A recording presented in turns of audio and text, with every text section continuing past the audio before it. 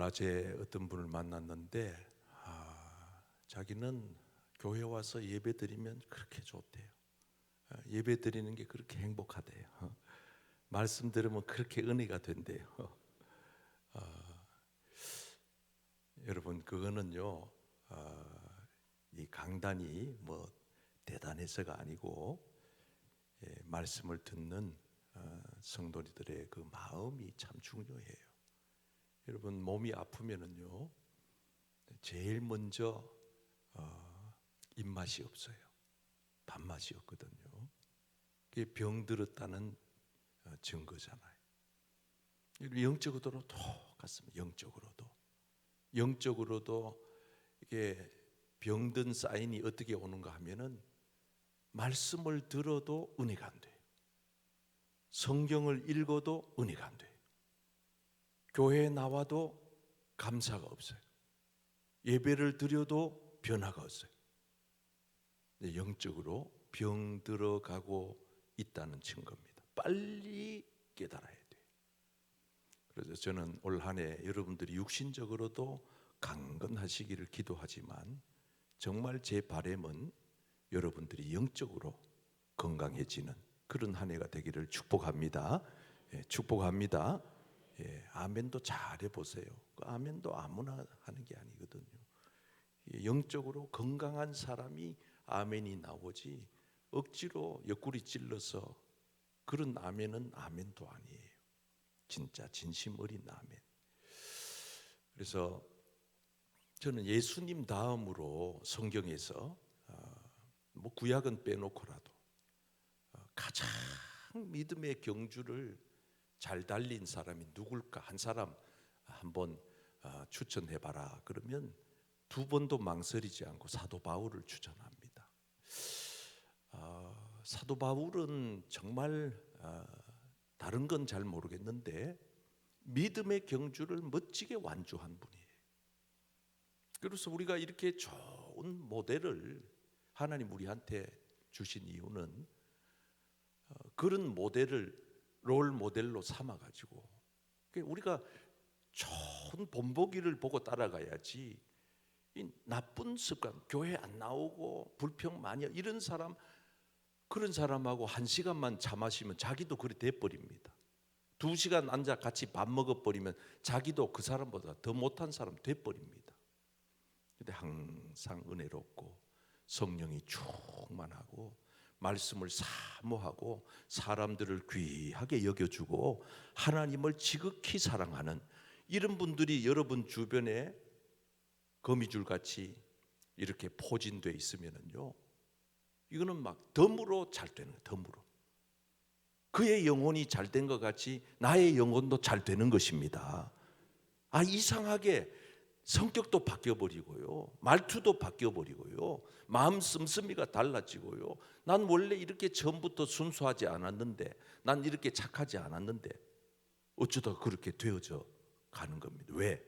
그 주변에 사람들이 다 그런 사람들이 있으니까 얼마나 좋아요.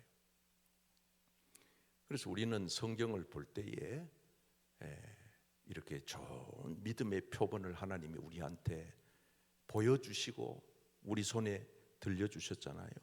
그럼 이분을 다 롤 모델로 삼아가지고 우리도 여러분 마라톤 경주 하는 거 보셨잖아요. 그 선두 그룹 그 뒤에 따라가면요, 그분들이 페이스 조절 그럼 나도 덤으로 좋은 성적을 내는. 왜? 앞에 뛰는 사람들이 실력이 좋은 사람이 뛰니까 나는 그 보고 그냥 따라가는. 목회도 똑같아요. 목회 훌륭하게 건강하게 모범적으로 이렇게 성경적으로 정말 하나님 앞에 인간적인 그런 목회 말고 야망, 꿈, 성공 이런 거 말고 진짜 목사님다운 그런 목회자를 앞에 딱 세워놓고 그분을 보고 계속 나도 저분처럼 어떻게 하면 저분처럼 나도 저런 고상한 인격과 저런 영성과. 우리 교회 2년 전에 다녀가신 영락교회 김은성 목사님 다음 달에 우리 교회 다시 오시잖아요. 그래서 이제 어제 제가 설교 원고하고 제목하고 좀 보내달라고 연락드렸더니 오늘 왔는데 내가 그 설교 제목하고 본문 봤는데 벌써 가슴이 뭉클한 거예요. 벌써 그 설교 본문하고 그 설교 제목만 봐도 은혜가 돼요. 은혜가.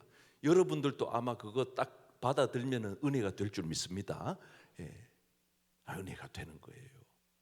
그래가지고 사모함이 막 지금부터 벌써. 예. 그래서 여러분들도 그때만 듣지 말고 그 목사님 설교 영상에 잘 올라가니까 참 꿀송이처럼 달콤한 그 말씀을 여러분들도 한번 시간 될 때마다 들으시고 그날 오시면은 현장에서 큰 은혜 받게 되기를 축복합니다. 예, 그 바쁜 분이 우리 교회 이렇게 와주시는 것만 해도 얼마나 감사해요. 좋은 분을 앞에다 딱 세워놓고, 야, 어떻게 하면 저렇게 하나님 앞에 진실되게 저렇게 목회를 잘 하시나? 어떻게 저 성경을 저렇게 풀어 가실까? 저분의 그 인격은 어떤 인격이며 저분의 영성은 어떤 영성일까? 나는 앞에다가 좋은 목사님들을 세워놓고 내가 뒤에서 부족하지만은 그래도 나도 저분들처럼, 물론 그분들 앞에는 예수님이 계시지만은 뭐 예수님이야 우리가 저기 계시는 그분 바라보면서 가지만은 좋은 이렇게 롤 모델을 잘 보면서 가면은 우리들도 끝까지 믿음으로 가거든요. 여러분, 사람 좋지 못한 사람 앞에 세워놓고 그 때문에 상처받지 마시고 실망하지 말고 사람 보다가 실족하지 말고 여러분들 앞에 믿음 좋은 사람을 세우고 예수님을 세우고 그렇게 그분들을 여러분 앞에다가 세워두시고 그분들이 가신 그 성공적인 믿음의 경주의 그 길을 저와 여러분들도 끝까지 잘 완주해 가시기를 축복합니다. 사도 바울 선생님이 마지막 돌아가시기 전에 자기의 죽음을 직감한 거예요. 이제 내가 하나님 앞에 갈 때가 됐다. 편지를 쓰거든요. 이게 디모데에게 보낸 편지가 유언이에요. 유언. 마지막 죽기 전에 마지막으로 쓴 편지 13권 사도 바울의 서신서 가운데 디모데 후서가 끝에 쓴 편지예요. 거기 보면 이런 말씀이 나와요. 내가 이제 전제와 같이 부어지고, 여러분 전제는 구약의 제사를 드릴 때 여러분 아시다시피 양을 이래 제사장한테 가져오면은 백성들이 그 양에게 이제 모든 허물을 거기다가 제사장이 손을 얹어 안수하고 전가하잖아요. 사람은 죽일 수 없으니까 양을 죽이는데 거기다가 이제 피를 뿌리는 거예요. 죽을 양 위에다가 이 양이 죽는다. 그게 전제예요. 그 피를 뿌렸다는 거는 이제 이 양이 요 목숨이 요 촉각 요 목에 달려 있는데 요 기도 끝나면 딱 숨통이 끊어지는 거예요. 사도 바울은 자기의 마지막 숨이 멈추는 때를 알았다는 거예요. 나의 떠날 시각을 내가 알았다. 가까웠다. 착각.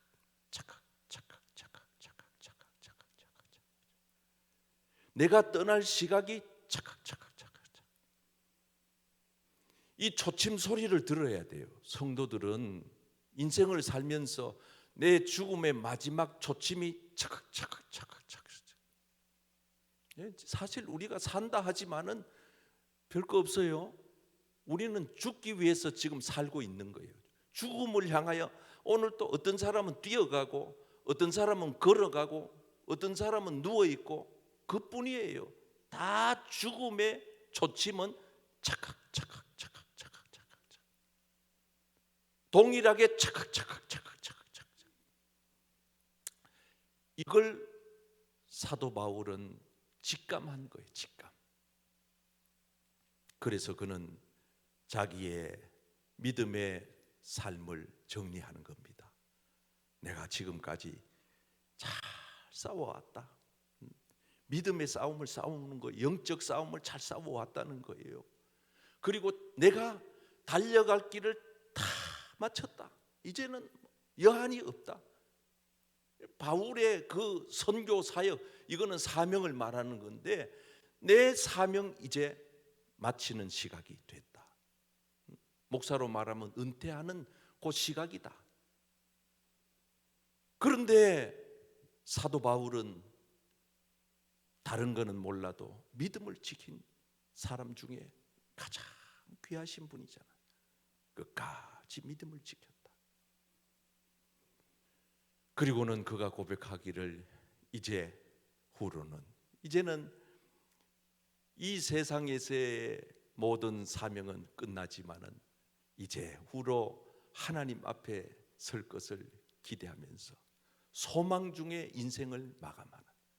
여러분, 인생은요 이렇게 멋진 작품 한 편의 영화같이 이렇게 쫙 끝나는 거예요.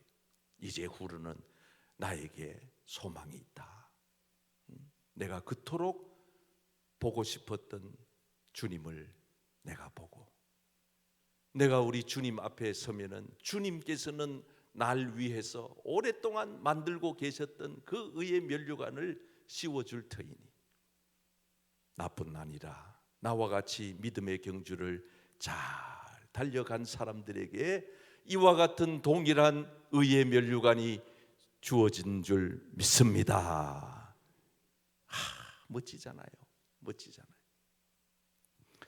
그래서 작년 하반기 이제 12월 끝에부터 조금 더 몇 주 더 가려고 하는 주제는 믿음의 경주 시리즈인데, 우리가 믿음의 경주를 잘 해서 중간에 뛰다가 멈춰서서 포기하고 이러지 마시고 믿음의 경주 잘 완주하셔서 우리 주님 앞에 다 서는 그런 은혜가 있으시기를 축복합니다. 한번 따라하겠어요. 믿음의 경주를 잘하려면 이미 얻었다고 생각하지 말아야 합니다. 자, 12절 말씀을 같이 읽겠습니다. 시작. 내가 이미 얻었다 함도 아니요 온전히 이루었다 함도 아니라 오직 내가 그리스도 예수께 잡힌 바 된 그것을 잡으려고 달려가노라. 아멘. 믿음으로 달려갈 때 첫 번째, 오늘 하나님은 사도 바울을 통해서 주시는 말씀이 뭐냐 하면은, 내가 이 믿음의 경주를 하는 동안에 내가 이미 목표점에 다다랐다고 한 번도 나는 생각해 보지 않았다. 이미 얻었다, 이 말은 결승점에 이르렀다, 결승점을 통과했다, 목표에 도달했다, 이런 생각을 한 번도 해보지 않았다, 이런 뜻입니다. 여러분, 그래서 믿음이라고 하는 것은 현재 진행형이어야 합니다. 계속 진행되는 겁니다. 어떤 이들은 믿음을 현재 완료형으로 끝내버립니다. 여기까지야. 난 이태껏 믿어왔는 거 난 최선을 다했고 여기까지가 내가 믿는 믿음의 시간표야. 완료형으로 끝을 내는 이들이 왕왕 있습니다. 어떤 이들은 죽음의 문턱에서 이 믿음의 진행형을 살려내지 못하고 거기서 끝맺는 분도 있습니다. 어떤 교회 중직자는 교회 주방에서도 열일을 하고 봉사를 하고 몸이 좀 피곤해가지고 병원에 갔더니 의사가 암이라는 판명을 한 거예요. 자녀들이 목사님께 와서 어머니 위해 기도해 달라고 한 거예요. 실제로 부산에서 있었던 일입니다. 그러니까 목사님이 어머니가 어떻게 됐냐고 그랬더니 아들이, 딸이, 며느리가 솔직하게 얘기하는 거예요. 이제 우리 어머니가 참 오래 못 살게 됐다. 어머니는 암이 초기라고 생각한다. 근데 의사는 얼마 못 산다고 말씀했다. 말기다, 이 말이에요. 수술을 하나 안 하나 똑같다, 이 뜻이에요. 그래서 이 목사님이 그래도 어머니한테는 사실대로 말씀을 드려야지요. 그랬더니 우리 어머니가 받아들이지 않으셔도 충격받고 놀라실까 봐 그냥 간단한 수술이니까 받고 퇴원하면 괜찮다고 그래 설명을 했다는 거예요. 그래서 그 목사님이 신방을 갔대. 1인 독방에 있는데 갔더니만은 목사님 왔다고 좋아가지고 환하게 웃고 반가이 맞이하시더래요. 그래서 목사님이 기도를 해드리고 권사님 지금 병이 어떠신지 아느냐고. 내가 중직자라 그래놓고 직분을 맡겼는데 권사님 지금 이 병이 아유 의사 선생님이 간단한 수술이래요. 목사님은 걱정하지 마세요. 그래서 목사님이 양심이 찔리더래요. 그래도 내가 목사인데 거짓말로 했어야 되겠나. 그리고 내가 오늘 신방 온 이유는 이분이 지금 돌아가시면 진짜 천국 갈 수 있는지 구원의 확신이 있는지 그거 확인시켜 드리고 가야지. 그래가지고 사실대로 얘기를 했다는 거예요. 권사님 사실은 아들하고 며느리가 그 얘기를 차마 못했는데 내가 의사 선생님한테 자녀들한테 들어보니 못 산답니다. 권사님 못 산대요. 그러니까 권사님이 충격을 받아가지고 막 펑펑 울더래요. 그래 너무 그렇게 낙심하지 마시고 권사님 그래도 우리는 영원한 천국이 있잖아요. 권사님은 교회에서도 그렇게 봉사도 많이 하시고 오래도록 신앙생활을 하셨으니까 오늘 밤에 혹 수술하다가 돌아가시더라도 천국 가실 줄 믿으시죠? 구원 받으셨음을 확신하시지요? 그러니까 그 목사님이 그 권사님 얘기를 듣고 충격을 받았대요. 목사님 나는 죽는 게 두려워요. 나는 천국 못 갈 것 같아요. 여러분 이게 이 부산에서 실제로 있었던 일입니다. 그래서 목사님이 충격을 먹고 어떻게 그렇게 생각을 하시느냐고. 지금까지 그러면 교회 나온 거는 뭐냐고. 그래가지고는 목사님이 성경을 펴놔놓고 다시 한번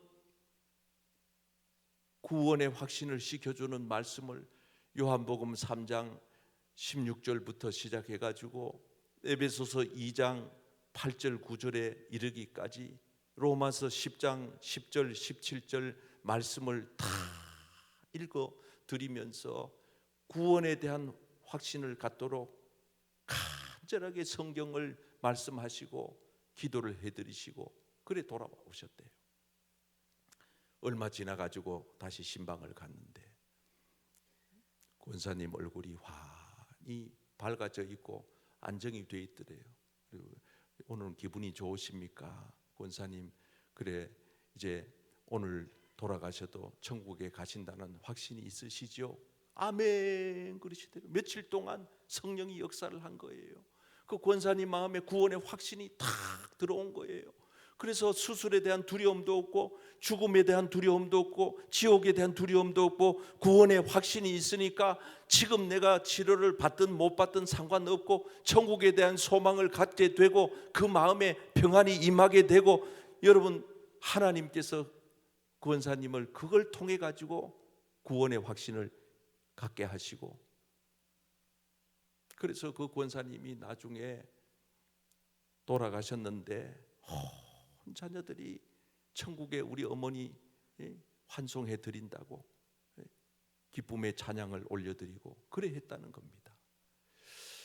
여러분 우리가 정말 중요한 거는 믿음이라고 하는 거는요 진행형이에요. 계속 여러분들의 믿음이 계속 멈추지 말고 주님 나라 들어가는 그 순간까지 믿음의 길을 걸어가시기를 축복합니다. 교회도 마찬가지예요.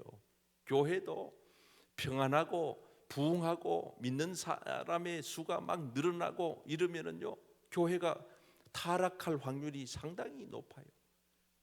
교회 학자들이 그렇게 말하고 있어요.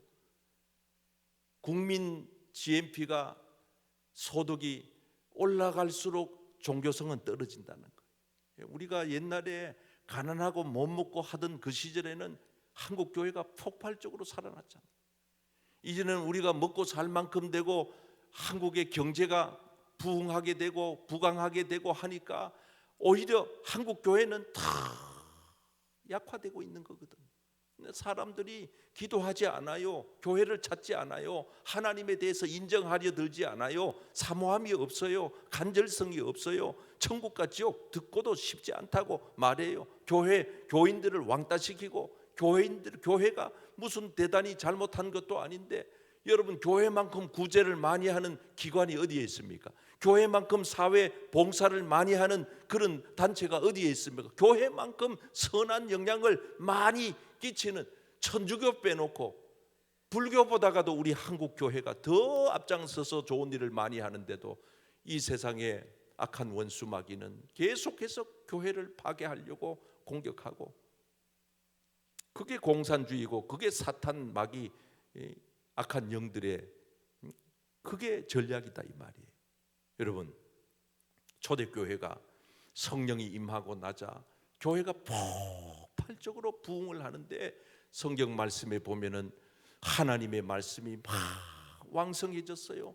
그러니까 예루살렘 교회가 막 폭발적으로 성장하고 믿는 사람이 점점 많아지고 막 하나님의 말씀의 능력이 막 나타나는 거예요.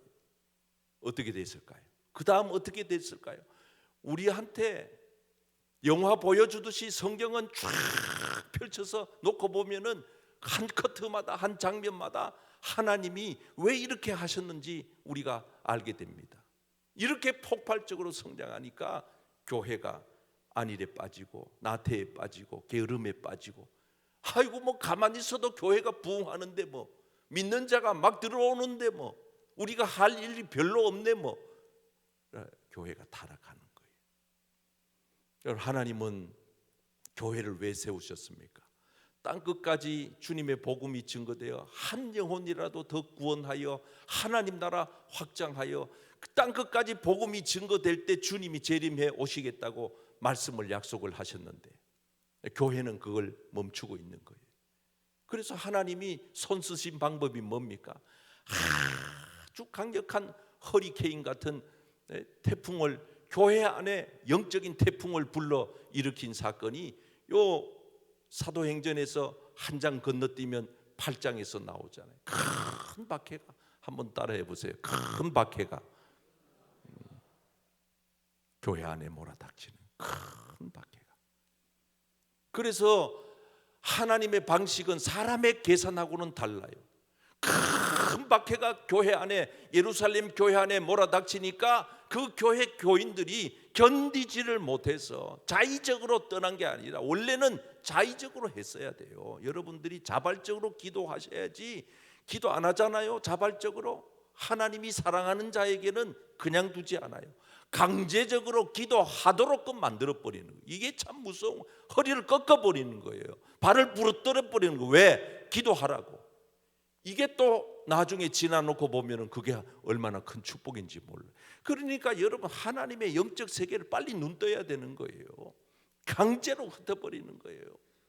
그래서 온 사방으로 흩어져서 그 사람들이 뭐해서 흩어져 가지고 그제서야 정신을 차리고 복음의 증인이 되는 거예요. 원래 하나님이 성령을 강림하실 때, 교회를 세우실 때 이 교회의 목표는 뭐냐? 땅 끝까지 주님의 증인이 되는 목표가 있었던 겁니다. 그게 사도행전 1장, 사도행전의 성령행전이라 그러잖아요. 이 사도행전의 핵심 주제 선고가 1장 8절이에요. 한번 읽어봐요. 시작.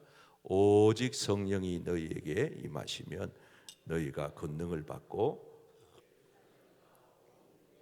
사마리아와 땅 끝까지 이르러 내 증인이 되리라.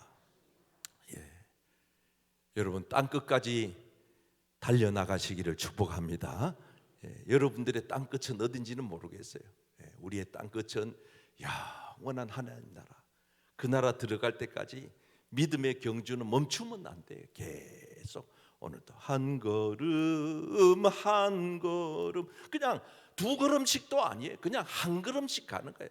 오늘도 새벽 기도하고 오늘도 수요 예배 드리고 내일도 특세 나오고 주일 되면 교회 나오고 예배 시간 되면 교회 나오고 한 걸음 한 걸음 박수하면서 한 걸음 한 걸음 주 예수와 함께 날마다 날마다 우리 걸어가 한 걸음씩만 가요. 한 걸음 한 걸음 주 예수님과 함께 가야 돼. 그죠? 딴 사람하고 가지 말고 날마다 어제도 오늘도 내일도 우리 걸어 그래가지고 가다 보면 언젠가는 천국에 들어가는 것입니다. 가다 보면 주님의 품에 안기는 것입니다. 그때까지 믿음의 경주를 멈추지 말기를 바랍니다. 멈추면 끝나는 거예요. 목회도 끝나고 구원도 끝나고 신앙도 끝나고 행복도 끝나고 다 끝나는 거예요. 아무리 힘들고 어려워도 괴롭고 힘들어도 억울해도 속상해도 그냥 오늘도 아침에 눈 뜨고 일어나면 또 한 걸음씩 또 날마다 그래서 그렇게 가다가 보면은 우리는 주님이 마지막 결승 테이프를 다 들고 천국 문 앞까지 나와가지고 우리를 마중하실 거거든요. 주님이 천국 아마 베드로 사도께서도 같이 오실지 몰라. 옆에는 또 사도 바울 선생님도 와서 서 계실지도 몰라요. 다 결승 테이프를 탁 들고 서 계시면은 우리가 주님 그리고 주님 품에 가서 확 감기는 그런 믿음의 축복이 여러분들에게 있기를 축원합니다. 따라하겠습니다. 믿음의 경주 잘하려면 뒤에 있는 것은 잊어버려야 합니다. 자, 13절을 읽겠어요. 시작. 형제들아 나는 아직 내가 잡은 줄로 여기지 아니하고 오직 한 일 즉 뒤에 있는 것은 잊어버리고 앞에 있는 것을 잡으려고. 따라할까요? 뒤에 있는 것은 잊어버리고.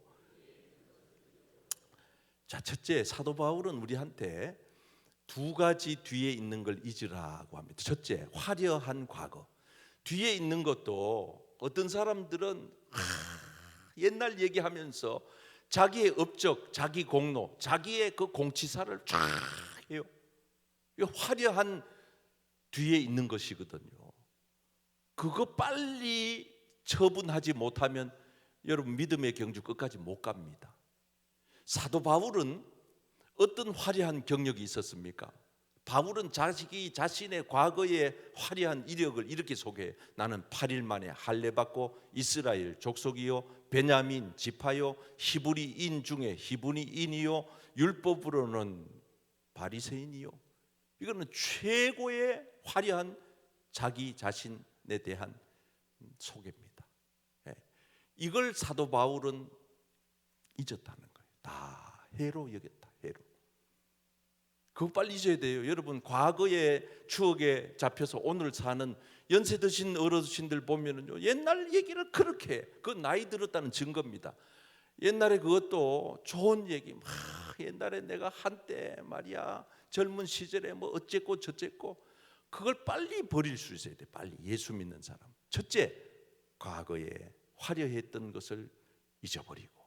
두 번째, 과거에 쓴뿌리, 과거에 실패했던 옛 추억도 잊어버려야 돼.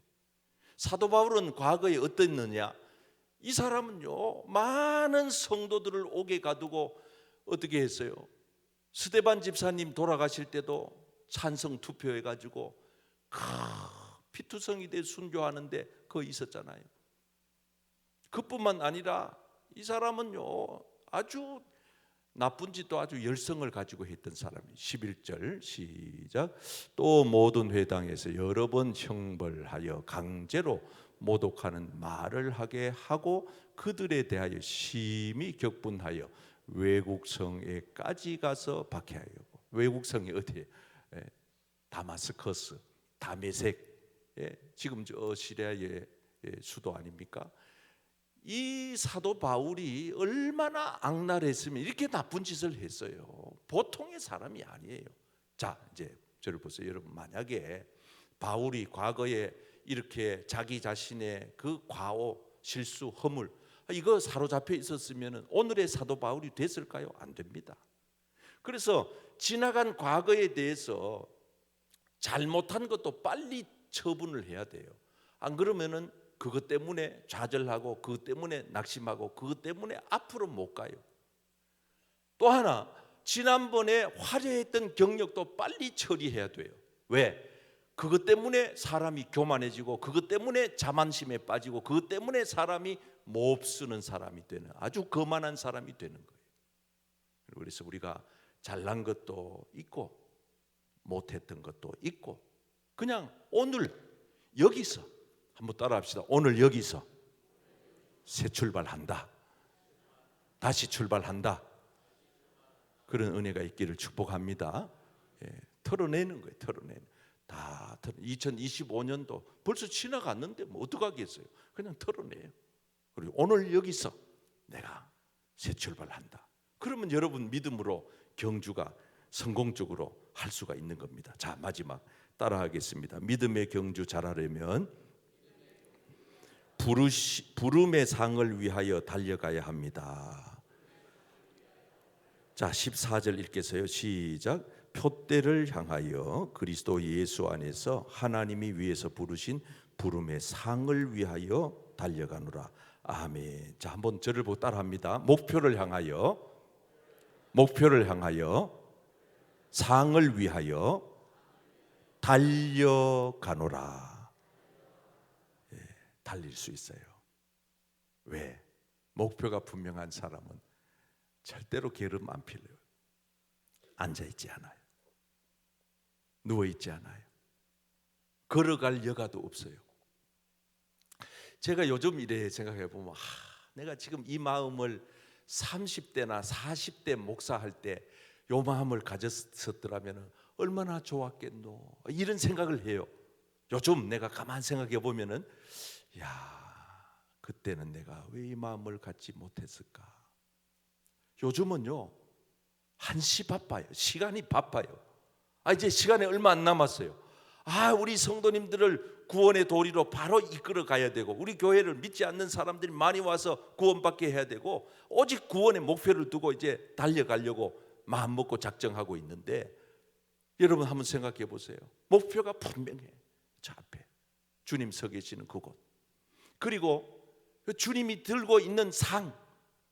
여러분 우리가 운동회 같은 거 하면은 앞에 막 트로피 같은 거, 메달 같은 거, 막 상품 같은 거 쫙 갖다 놓고 있잖아요. 그러면 그 운동회 할 때 그 상품 그거 받으려고 막 더 열심히 하잖아요. 더 열심히. 마찬가지로 우리 주님께서 지금 우리를 주시려고 상급을 잔뜩 쌓아놓고 계시는 거예요. 그걸 보라는 거예요. 그걸 바라보면서 지금, 그러니까 앞에 그 상급이 있으니까 이제 우리는 걸어갈 필요 없어요. 앉아 있을 필요 없고 게으름 피울 필요가 없어요.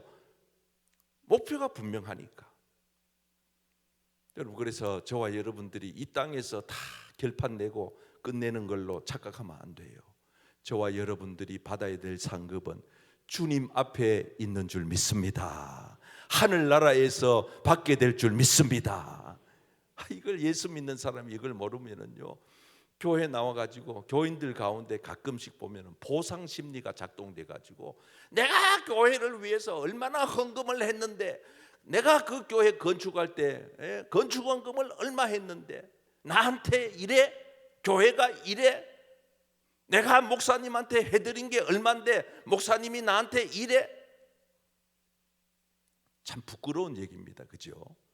목사한테 한 겁니까? 주님 앞에 한 거지.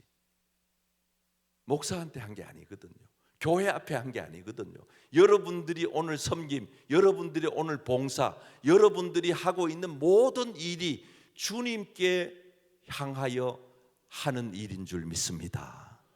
주님 보고 하는 거죠. 우리 목사님 내가 일 이렇게 하는데 한번 격려 전화도 안 하고 박수도 안 쳐주고 밥도 안 사주시고 이러면 안 돼요. 박수 안 받을수록 좋고 대접 안 받을수록 좋고 안 알아줄수록 좋고, 왜? 여기서 다 받고 저기 가면 없는 것보다 여기서 덜 받고 여기서 안 받고 저기 가서 주님 앞에 받는 게 훨씬 더 좋은 줄 믿습니다.